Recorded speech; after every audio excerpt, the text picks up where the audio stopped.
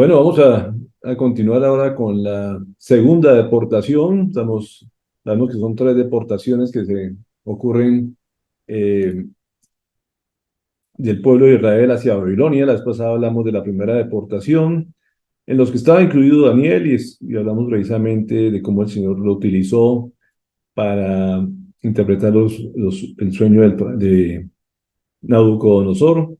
Y ahorita vamos a la segunda deportación. Se produce hacia el año 597 antes de Cristo. Estamos hablando casi 600 años antes de Cristo y nos quedan por estudiar básicamente los siguientes 200 años. Sabemos que después de ahí ya hay silencio y no se describe nada sobre esta época. Así que vamos a entrar en este periodo de la segunda deportación. Y recordemos que en ese momento estaba el rey Joacín, como dice Segunda de Reyes 24:1. Dice, durante el reinado de Joacín lo atacó Nabucodonosor, rey de Babilonia, y lo sometió durante 3 años, al cabo de los cuales Joacín decidió rebelarse. Entonces, sabíamos que había tomado ya control Babilonia sobre el territorio de Israel y lo había permitido seguir gobernando este rey. Sin embargo, tenía que estar sujeto a las disposiciones de Babilonia. Y este rey decidió rebelarse eh, contra el gran imperio babilónico en ese momento. Pero sabemos que detrás de todo esto, Dios ya había dado la orden de que esto iba a pasar y que tenían que someterse al pueblo enemigo, a este imperio pagano, como parte de su castigo.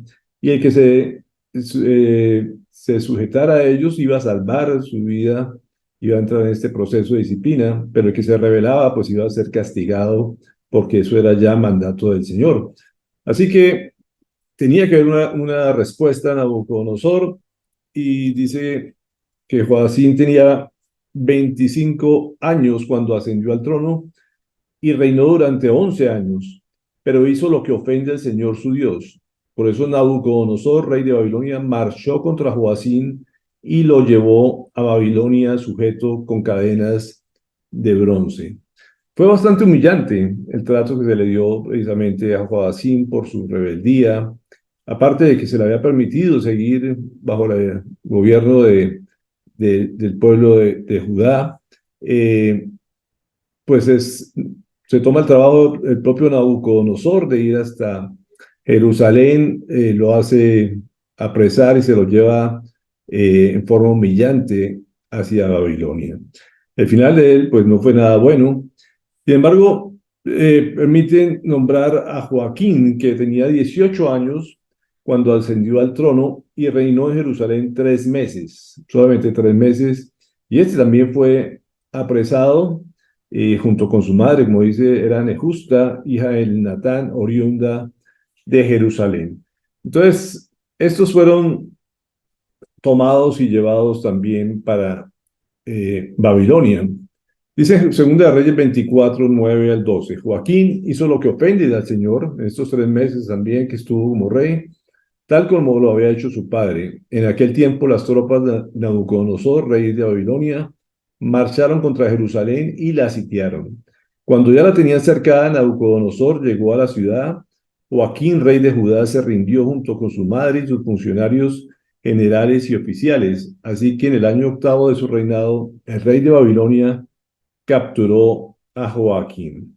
Entonces, como vemos, el propio Nabucodonosor se toma el trabajo de ir hasta Jerusalén y también captura a Joaquín, no solamente a él, sino a su madre y a todas las mujeres. Y vamos a mirar también qué más hizo en este momento Nabucodonosor, que no había asistido anteriormente a Jerusalén, y se lleva algo que el Señor también había profetizado que iba a pasar. En Segunda Reyes 24:13 dice, tal como el Señor lo había anunciado, Nabucodonosor se llevó los tesoros del templo del Señor y del palacio real, partiendo en pedazos todos los utensilios de oro que Salomón, rey de Israel, había hecho para el templo. Y aquí se da casi por terminado la época gloriosa de todo Israel. Quedan los vestigios en el templo de todo lo que Salomón había hecho en sus momentos de gloria. Y como vemos, queda una ciudad desolada, básicamente, se lleva en esta oportunidad a mucha gente, pero se lleva lo más preciado que había para este pueblo, que era el templo del Señor. Y todos destruyen el templo y se llevan los utensilios que estaban dentro del templo. Es lo que menciona en esta parte, todos los utensilios de oro que tenía dentro del templo. El versículo 14 y 15 nos dice: además deportó a todo Jerusalén, a los generales y a los mejores soldados, a los artesanos y a los herreros, un total de 10.000 personas. No quedó en el país más que la gente pobre. Nabucodonosor deportó a Joaquín a Babilonia y también se llevó a Jerusalén a la reina madre, a las mujeres del rey, a sus oficiales y a la flor y nata del país.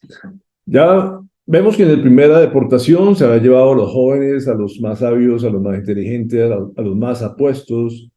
En esta oportunidad sigue con la parte de los líderes, tanto civiles como militares, y se lleva también a los artesanos y a los que hacían obras ornamentales, podríamos llamarlo de esa manera. Eran casi 10.000 personas y simplemente ya solamente deja a los pobres que no tenían mayor poder o ningún poder.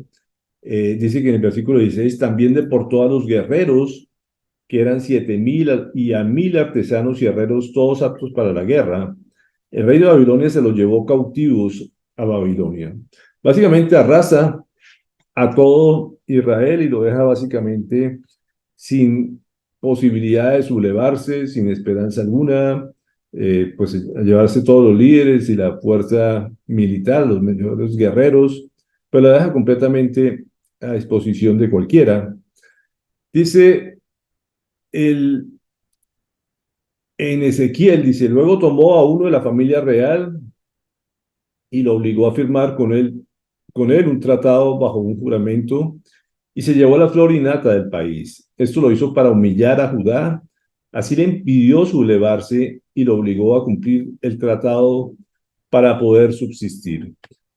Como vemos, él ya no iba a aceptar otra rebeldía como lo había hecho Joacín.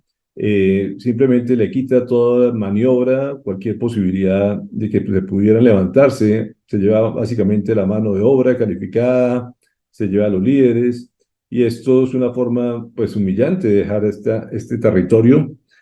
Y, y esto, como dice, lo había anunciado el propio Señor desde tiempo anterior, a través de Jeremías, que era un profeta de esa época. Había dicho en Jeremías 15:13, dice: por causa de todos tus pecados, entregaré como botín sin costo alguno tu riqueza y tus tesoros por todo tu territorio. Entonces, como vemos, el propio Dios les había anunciado que se iban a llevar todas las riquezas de esta región. ¿A causa de qué? Del pecado. El pecado siempre, como hemos visto, siempre trae destrucción, pobreza y esclavitud. Y esto básicamente es lo que sucede con todo el pueblo de Israel. Sin embargo, 100 años atrás, el Señor lo había anunciado a través del profeta Isaías, y como vemos, no hay nada nuevo para el Señor, ni nada que se le sale de sus manos. Y Isaías había dicho: sin duda vendrán días en que todo lo que hay en tu palacio y todo lo que tus antepasados atesoraron hasta el día de hoy será llevado a Babilonia. No quedará nada, dice el Señor. Así que, como vemos, pues como dicen, soldados advertidos no mueren en guerra, pero aquí sí murieron y fueron llevados sobre todo, y perdieron absolutamente todo. ¿Por qué? Simplemente porque no decidieron hacer lo que le agrada al Señor, sino más bien hicieron todo lo que ofende al Señor. Siempre tenemos la posibilidad de obedecer y hacer las cosas conforme a lo que Dios manda, pero tenemos la posibilidad también de ser rebeldes, que fue lo que pasó con este pueblo, y después de ver su gran apogeo que tuvieron, pues todo esto vemos que se perdió, desafortunadamente por la desobediencia de sus líderes, de sus reyes en esta región, y fueron completamente humillados y llevados a Babilonia. Entre quienes se llevaron en esta oportunidad encontramos al propio profeta Ezequiel, como dice Ezequiel 1:1-2 dice, en el día quinto del mes cuarto del año 30, mientras me encontraba entre los deportados a orillas del río Quebar, los cielos se abrieron y recibí visiones de Dios. Habían pasado 5 años y 5 meses desde que el rey Joaquín fue deportado. Así que vemos que Ezequiel estaba dentro de este grupo en que fue esclavizado, en que fue llevado a Babilonia. También se dice que Mardoqueo y bueno, varias personalidades fueron llevadas también dentro de este grupo de la segunda deportación.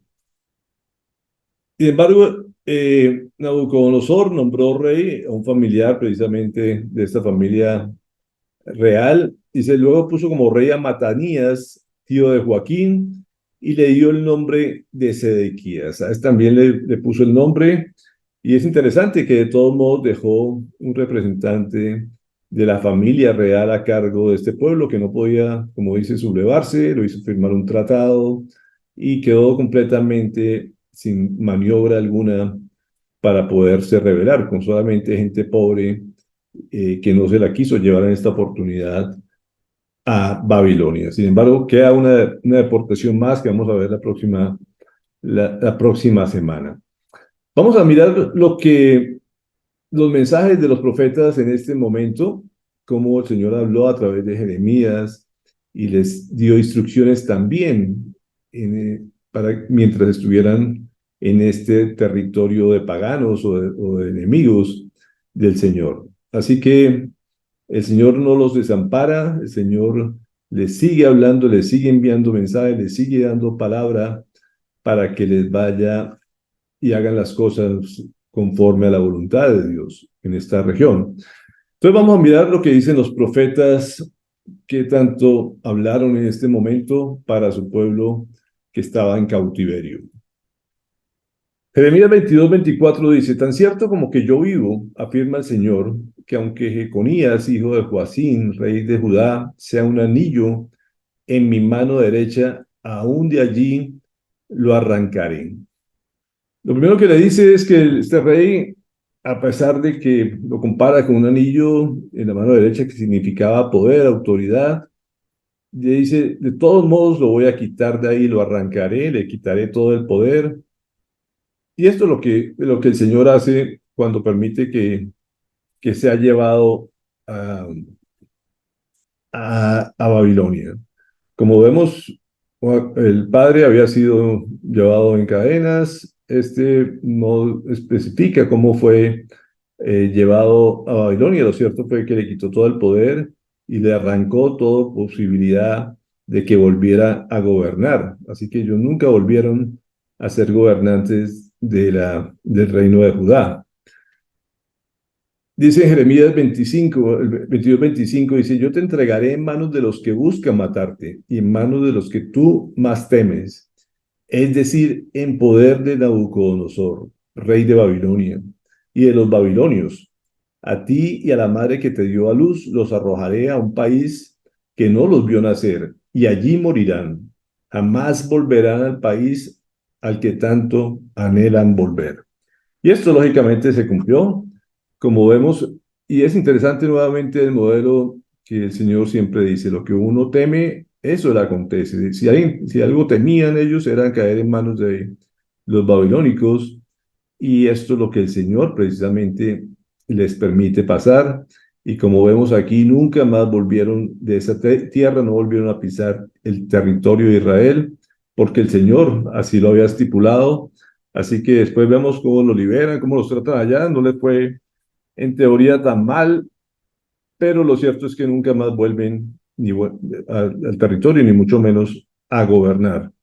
El versículo 28 dice, ¿es Jeconías una vasija despreciable y rota, un objeto que nadie desea?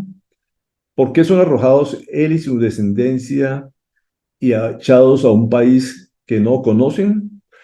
Sabemos lo que vale una vasija rota, no sirve absolutamente de nada. Este hombre, podríamos decir, que tenía toda la posibilidad de haber heredado el trono de su padre y haber hecho las cosas conforme a Dios, termina sirviendo de nada. Como vemos, hizo lo que ofende también al Señor, no hizo en el poco tiempo que estuvo gobernando, no intentó ni siquiera agradar a Dios, sino hizo lo que ofende a Dios, haciendo simplemente rebeldía. El Señor ya había anunciado que tenían que sujetarse a Nabucodonosor y esa fue la causa básicamente de que Dios permitiera todo esto. Había sido un pueblo desobediente, unos gobernantes desobedientes, y el Señor permitió que fueran de esa manera humillados, pero también lo hizo para pasar por la disciplina.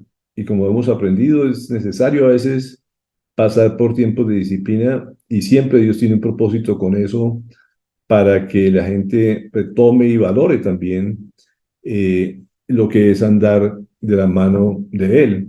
Así que, pues es doloroso y aquí nos expresa también el versículo 29 cuando dice tierra, tierra, tierra, escucha la palabra del Señor.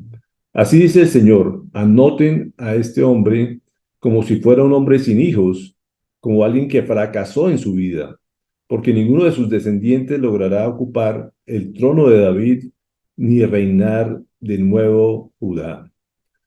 Como expresa aquí, como dice la tierra, clama también que haya justicia. El Señor, como dice, nunca más va a tener hijos como si no tuviera hijos. Y no es que tuviera hijos, la Biblia dice que este rey tuvo alrededor de 7 hijos, pero básicamente no se cumplió el propósito de Dios que tenía para ellos. ¿Por qué? Porque desobedecieron y como vemos, básicamente perdió toda posición, todo dominio sobre este territorio. Ninguno de sus hijos volvió a figurar ni a aparecer dentro de la línea jerárquica que el Señor había establecido como descendiente de David. Así que todos estos hombres simplemente pasaron al olvido. Y esto es a lo que se refiere aquí el Señor, que lo había anunciado anteriormente, que nunca más iban a volver ni nunca más iban a gobernar.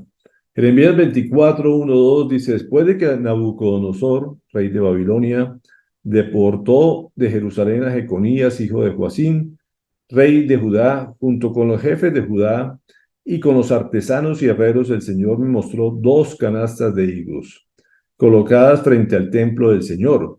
Una de ellas tenía higos muy buenos, como los que maduran primero.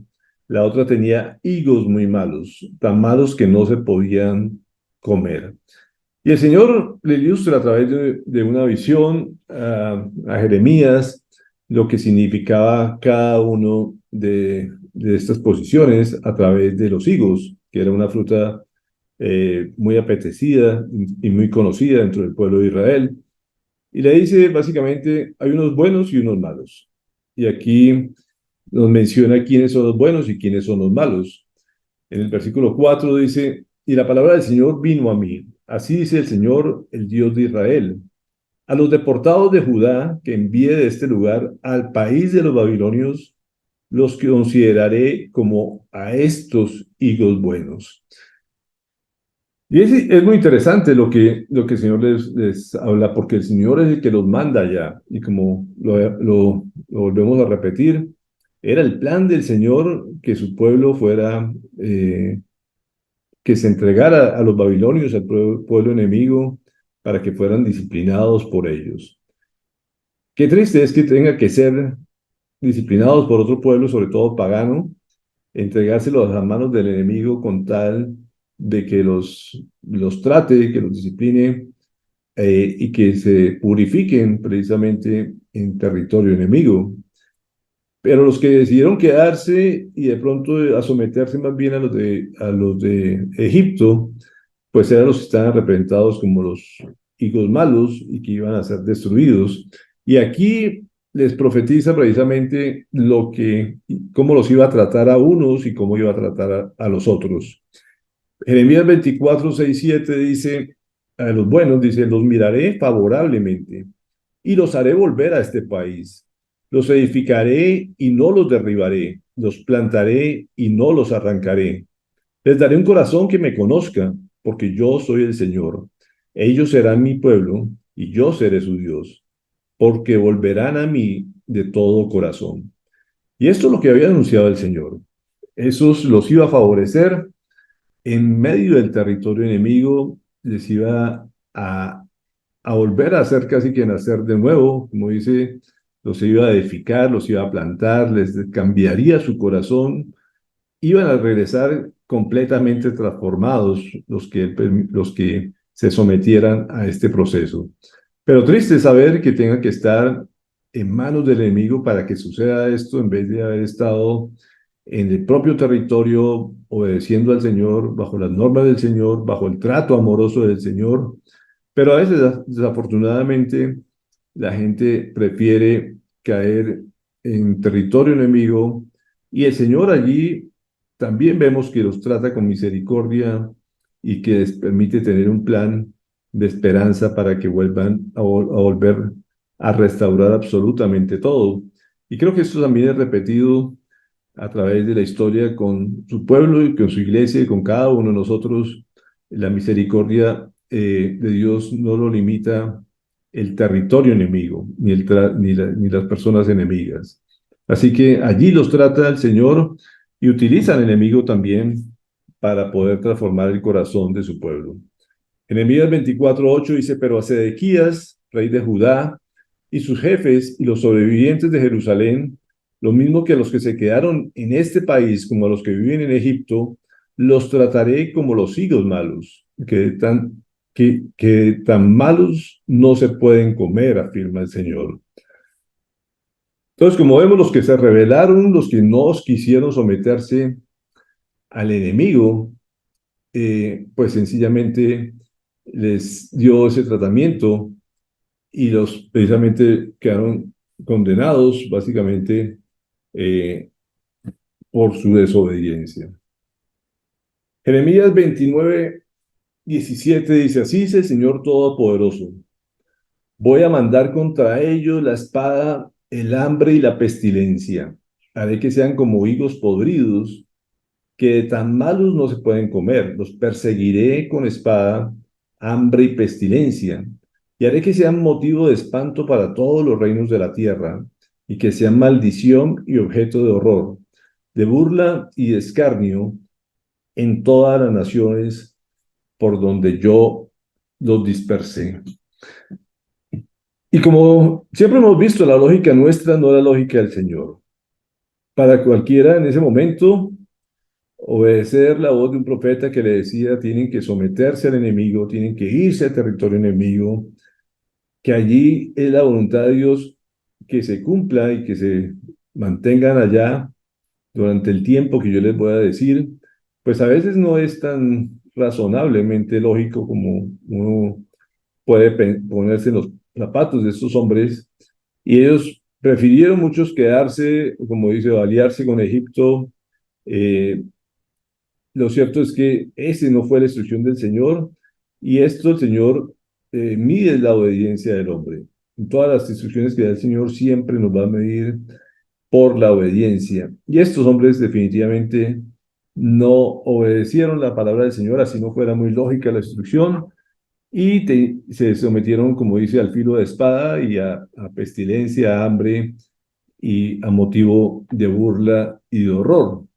Esa fue la consecuencia de eso. De eso también había hablado el profeta Isaías, como les decía, casi 100 años antes.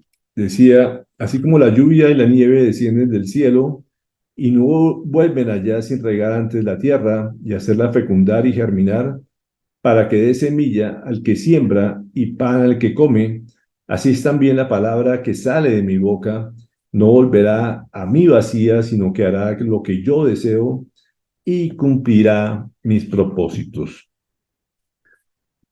Y esto también se relaciona con lo que hablábamos el día de ayer. Lo principal de todo trato de parte del Señor siempre es lo que afirma en su palabra. Y la palabra es para que la conozcamos, para que nos edifiquemos, para que la obedezcamos y también para que la defendamos. Así que cuando el Señor habla y da las instrucciones, lo único que espera de su pueblo es que se le obedezca. Así no entendamos, así no comprendamos esto. Así que la única forma de cumplir los propósitos de Dios es cumplir fielmente su palabra, así sea que tengamos que estar disciplinados por el enemigo y en territorio enemigo, como lo pasó este pueblo. Pues vamos a recordar lo que dice Hebreos en cuanto a la palabra. Dice, ciertamente la palabra de Dios es viva y poderosa y más cortante que cualquier espada de dos filos.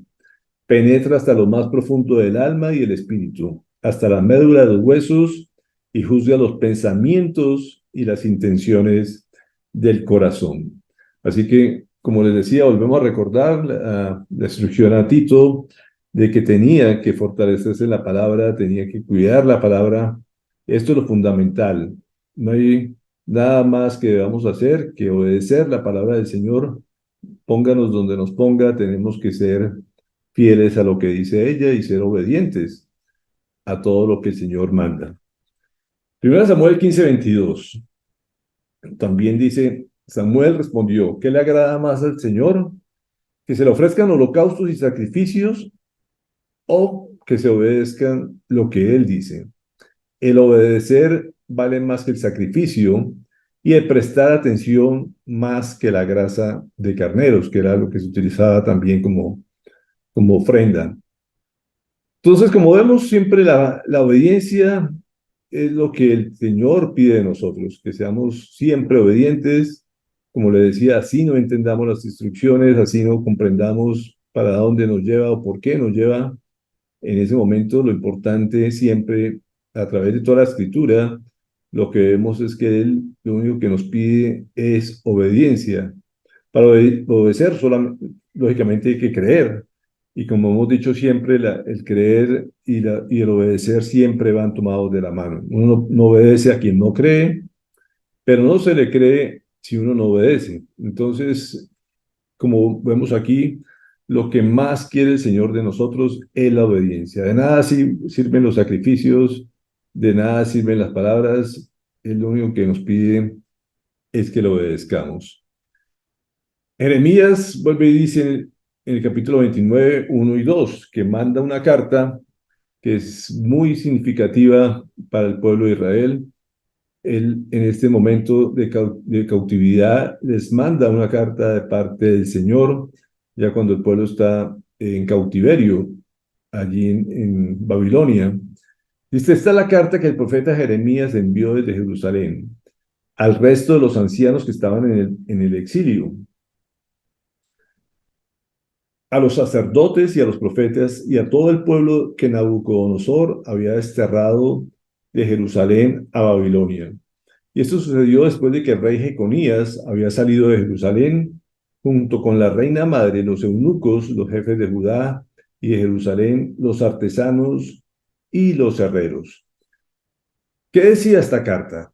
¿Cuáles eran las instrucciones de parte del Señor para su pueblo en el territorio enemigo? Vamos a enfatizar en esto. Dice, la carta decía, así dice el Señor Todopoderoso, el Dios de Israel, a todos los que he deportado de Jerusalén a Babilonia. Construyan casas y habítenlas, planten huertos y coman de su fruto. Cásense y tengan hijos e hijas, y casen a sus hijos e hijas, para que a su vez ellos les den nietos. Multiplíquense allá y no disminuyan. Y es interesante lo que el Señor les manda a decir. Las primeras instrucciones es que le dice, establezcase allá.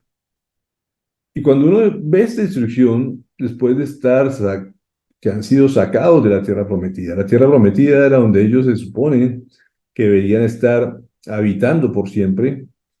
En este momento les dice, ahora no, van a irse para allá y van a edificar casas. Y cuando uno habla de edificar casas, que va a haber una permanencia larga, que no es un viajecito de paso, no es un Airbnb, no es un hotel, es algo que simplemente le está diciendo, aquí vas a vivir. Y no es para que estén en duelo, no es para que estén lamentándose, van a vivir la vida, van a plantar, van a cultivar, van a casarse, van a tener hijos, nietos. Cuando habla de nietos, pues dice esto va para largo. Pero la instrucción es sigan viviendo, multiplíquense, no disminuyan para nada, no se echen a la pena, sino que tienen que vivir una vida completamente normal allí. Y esto es importante en las instrucciones del Señor, porque al mismo tiempo le está diciendo, esto va a ser para buen tiempo, va a ser para largo, y tienen que vivir la vida. Jeremías 29:7 después les dice, además busquen el bienestar de la ciudad a donde los he deportado y pidan al Señor por ella, porque el bienestar de ustedes depende del bienestar de la ciudad. Cuando leía este versículo, me acordaba igual de Cartagena, de la ciudad donde el Señor nos ha llevado. Y como dice el Señor, donde Él lo lleva a uno, es para darle siempre un trato, pero también para que seamos de bendición. Y tenemos que clamar por la ciudad donde nos ponga, no importa de dónde nos saque, de dónde nos ha llevado, lo importante es que donde se nos asiente el Señor seamos de bendición para la ciudad, tenemos que pedir por la ciudad, así sea como dice territorio, en este caso enemigo, en momento un país, un imperio completamente pagano. Pero el Señor también tenía un plan para ellos, que la gente de esta región pudiera conocer al verdadero Dios, al verdadero Señor en medio de un pueblo completamente politeísta, como era toda esta región, que adoraban a muchos dioses, pero que no conocían al Dios verdadero. Entonces, de sacarlos para allá también tenía el propósito de que estos pueblos conocieran que estaban en idolatría y que solamente Dios es el único verdadero y el único que merece toda honra y toda gloria. Así que ellos tenían que mirar por el bienestar de esta ciudad y de las personas que allí vivían, como lo tenemos que hacer nosotros también en la ciudad donde Dios nos lleve y donde Dios nos plante. El versículo 8-9 dice, así dice el Señor Todopoderoso, el Dios de Israel. No se dejen engañar por los profetas y por los adivinos que están entre ustedes. No hagan caso de los sueños que ellos tienen y lo que ellos les profetizan en mi nombre.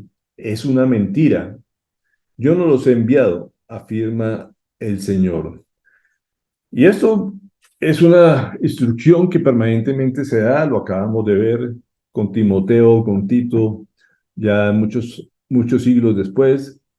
Y creo que es una constante siempre. El Señor siempre nos dice, estén atentos a mi palabra, a lo que yo digo, y no hagan caso absolutamente nada de las religiones paganas, de lo que se llaman profetas, pero que son falsos profetas, como dice, que hablan en nombre del Señor y que no es palabra de Dios. Así que son las mismas instrucciones que le da siempre a su pueblo de estar muy atento porque en todas partes hay adivinos, en todas partes hay profetas, falsos profetas, y que dicen ser inspirados por parte de Dios, y lo que el Señor lo dice ya lo ha dicho a nosotros a través de su palabra, y esto tenemos que conocer la palabra precisamente para no creer en cosas falsas que hasta la fecha de hoy se siguen practicando. Es increíble la cantidad de costumbres babilónicas que hoy se practican al frente de nuestros ojos y que vienen desde esta época y que la gente le sigue creyendo desafortunadamente. Jeremías 29:10. Así dice el Señor, cuando a Babilonia se le hayan cumplido los 70 años, yo los visitaré y haré honor a mi promesa en favor de ustedes y los haré volver a este lugar. Entonces, como vemos, el Señor estipuló que iban a ser 70 años de cautiverio, que el trato que el Señor le iba a dar era una generación, que era lo que se consideraba lo habitual de una generación, eran 70 años, así que iba a cambiar toda una generación para ser transformados sus corazones a través de este pueblo pagano.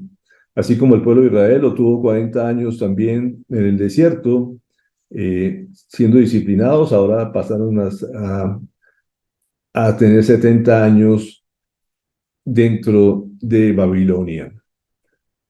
Y aquí viene un versículo que es de esperanza y que hasta el día de hoy se acostumbra mucho, mucha gente lo recuerda.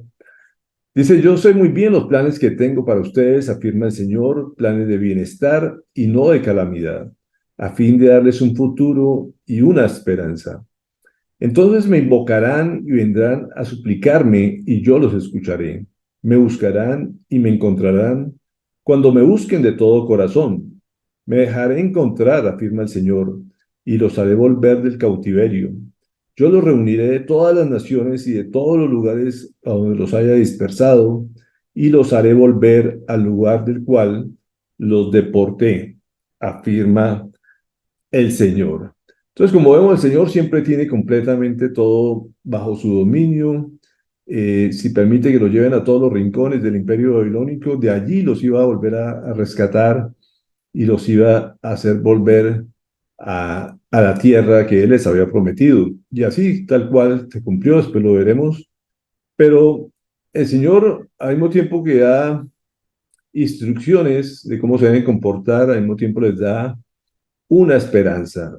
Esto no va a ser para siempre, tienen que vivir la vida, no pueden echarse al caos, al lamento, al llanto, simplemente tienen que aceptar el tratamiento del Señor, la disciplina del Señor, pero siempre los planes del Señor son buenos, siempre son de bienestar, siempre son de esperanza. El futuro con el Señor siempre está garantizado si estamos en medio de su voluntad, así estemos pasando por momentos que no entendemos o momentos de dolor. Como dice, si buscamos al Señor, siempre estará dispuesto a escucharnos y a guiarnos de acuerdo a su voluntad. El versículo 15 y 19 dice, ustedes podrán decir, el Señor nos ha dado profetas en Babilonia. Pero esto es lo que dice el Señor acerca del rey que ocupa el trono de David y acerca de todo el pueblo que aún queda en esta ciudad, es decir, de sus hermanos que no fueron con ustedes al exilio. Así dice el Señor Todopoderoso, voy a mandar contra ellos la espada, el hambre, la pestilencia, y haré que sean como higos podridos y que queden tan malos que no se puedan comer. Los perseguiré con espada, hambre y pestilencia, y haré que sean motivo de espanto para todos los reinos de la tierra y que sean maldición y objeto de horror, de burla, de escarnio en todas las naciones por donde yo los disperse. Porque ustedes no han escuchado ni han hecho caso de las palabras que una y otra vez les envié por medio de mis siervos, los profetas, afirma el Señor. Y aquí les vuelve a recordar que todos los que no obedecieron, el panorama es completamente opuesto a los que obedecieron. Entonces, no importa que uno esté en la tierra prometida, ellos estaban en la tierra prometida, pero la bendición no viene por estar en la tierra prometida. La bendición viene por la obediencia al Señor. Estos así fueron instrucción que no les agradaba, aceptaron ir a esta tierra pagana y allí el Señor los bendijo y allí el Señor les dio esperanza y allí el Señor los rescató. Pero los otros fueron completamente motivo de burla, de mal testimonio, de pestilencia, de muerte, y básicamente fueron desaparecidos de todo el panorama del Señor, los que se quedaron en la tierra prometida o los que se fueron llevados a Egipto, los que huyeron para Egipto. Así que es mejor someterse al trato del Señor que hacer cada quien su voluntad y irse en contra de él. Versículos 20 y 23 dice, pero ahora ustedes, los exiliados que hice deportar de Jerusalén a Babilonia, obedezcan a mi palabra. Así dice el Señor Todopoderoso, el Dios de Israel, acerca de Acab, hijo de Colaías, y de Sedequías, hijo de Masaías, que les profetizan una mentira en mi nombre. Dice, voy a entregarlos en manos de Nabucodonosor, rey de Babilonia, y los matará ante sus propios ojos. Por culpa de ellos, todos los deportados de Judá que están en Babilonia pronunciarán esta maldición. Que haga el Señor contigo lo mismo que hizo con Sedequías y Acab, a quienes el rey de Babilonia asó en el fuego, porque cometieron una infamia en Israel, adulteraron con la mujer de su prójimo y dijeron mentiras en mi nombre, cosas que jamás les ordené. Yo lo sé y de eso soy testigo, afirma el Señor. Entonces, como vemos siempre que hay un mandato del Señor, aparecen los falsos profetas, hablar algo en contra, meter miedo, a meter susto de lo que iba a pasar. Y nada de esto, lógicamente, llegó a ocurrir porque el Señor no fue lo que había advertido, no fue lo que había dicho. Así que eh, como vemos, si uno le presta oídos a cosas que no son del Señor, pues desafortunadamente mucha gente se deja convencer y termina haciendo a lo que Dios no ha mandado, lo que Dios no le agrada. Así que fueron profetas que anunciaron fue terror, temor, y que para la gente podía ser muy lógico que esto mismo sucediera, conociendo a Nabucodonosor, pero el Señor tenía un plan diferente con el mismo Nabucodonosor, que diera un trato especial a su pueblo. También hubo otro profeta también que les hizo bastante daño, que era Semaías, dice en el versículo 24 al 28. También a Semaías, hijo de Nehelán, le comunicarás que así dice el Señor Todopoderoso, el Dios de Israel. Tú en tu propio nombre enviaste cartas a todo el pueblo que está en Jerusalén, al sacerdote Sofonías, hijo de Meseías, y a todos los sacerdotes. En esas cartas decías, el Señor te ha puesto como sacerdote en lugar del sacerdote Joyadá, para que vigiles en la casa del Señor, y a todo loco que se haga pasar por profeta lo pondrás en el cepo y en el calabozo. ¿Por qué, pues, no has reprendido a Jeremías, Anatot, que entre ustedes se hace pasar por profeta? Resulta que él nos envió un mensaje a Babilonia, el cual decía, la deportación va a durar mucho tiempo, así que construyan casas y habítenlas, planten huertos y coman de su fruto. Entonces, como vemos, de una carta del profeta Jeremías a su pueblo dando instrucciones, venía otra carta que trataba de quitarle todo veracidad, autenticidad al propio Jeremías. Hasta trataron de convencer, como dice aquí, al propio profeta Sofonías.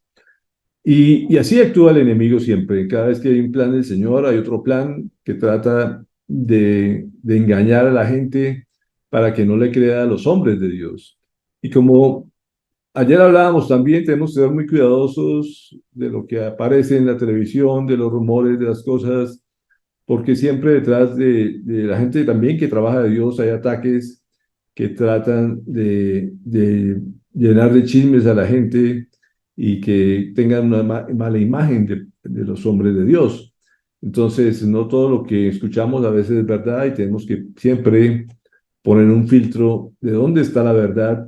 A veces cada día es más complicado, pero vemos que, como vemos, la falsa información siempre ha existido, los, los hackers proféticos también existen, y así pasó en este momento del tiempo que estuvieron en Babilonia. Como dicen, llegaba una carta y después de esa carta llegaba otra carta tratando de quitar la verdad. En el versículo 29 y 32, ya con esto terminamos, dice, el sacerdote Sofonías leyó esta carta al profeta Jeremías.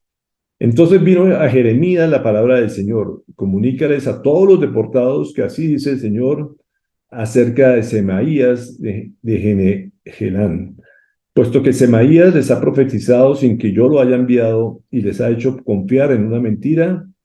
Yo, el Señor, castigaré a Semaías de Nehelán y a su descendencia, porque ha incitado al pueblo al rebelarse contra mí. Ninguno de su familia vivirá para contar el bien que le haré a mi pueblo, afirma el Señor. Qué bueno que Sofonías reaccionó de esa manera. Y siempre creo que lo que el Señor nos dice ante un rumor, hay que confrontar a las personas. La persona que estaba siendo agredida por este falso profeta, pues se hubiera podido quedar desconocido de esto y la gente hablando mal de él y sobre todo no creyendo lo que el Señor había dicho.